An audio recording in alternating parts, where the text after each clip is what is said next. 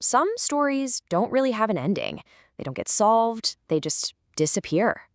We're about to look at those moments in history where it wasn't just one or two people who went missing, but whole communities just gone without a trace. Just try to wrap your head around that for a second. An entire civilization. All their homes, their jobs, their families. Poof! Just gone, almost like they were never even there to begin with.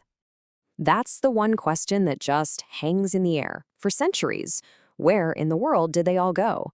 So let's start with the tales that have become absolute legends.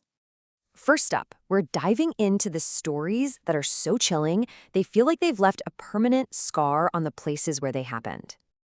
Okay, picture this. It's 1825. In the middle of the Indian desert, there's a village called Kuldara, home to over 1,500 people. Then one morning, it's silent, totally empty. In just one night, every single man, woman, and child had vanished. But here's the twist. They weren't taken. They left. See, the region's cruel prime minister demanded to marry a young woman from the village. And rather than give in, the entire community just walked away into the desert. As they left, their chief whispered this curse, and people swear it's worked for 200 years. Every time someone tries to move back in, it ends in disaster. Now let's jump to the year 1900, to this lonely, storm-blasted rock off the coast of Scotland. That's the telegraph that screamed for help from the Flannan Isles. 3 lighthouse keepers, these were tough, experienced guys, had just disappeared into thin air. The only things they left behind? A really strange logbook and a silence that was just deafening. And this is where the story gets really weird.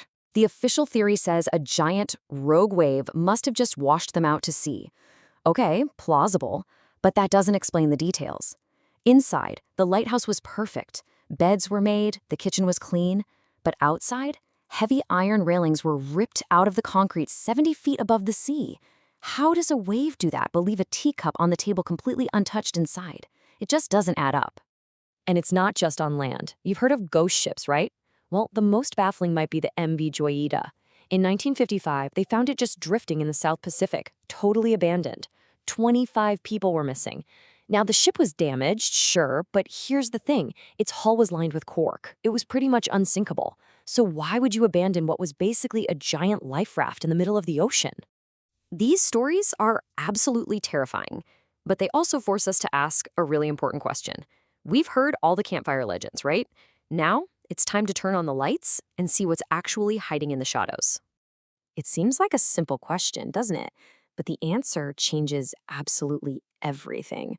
How much of what we've been told is real, and how much is just the scary story that got passed around one too many times?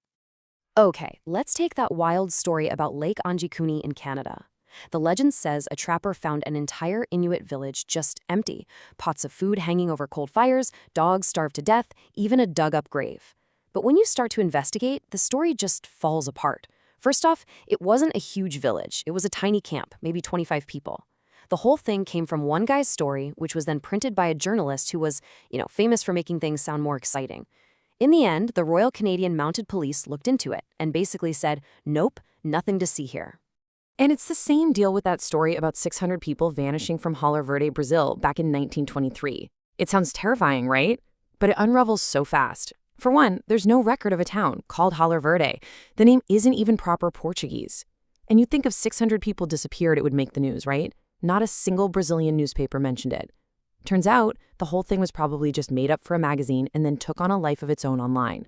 So, yeah, some of these tales are just that, tales. But sometimes a town really does disappear. And the reason isn't something supernatural. It's something much, much more real. And honestly, maybe even more terrifying. Let's talk about Centralia, Pennsylvania.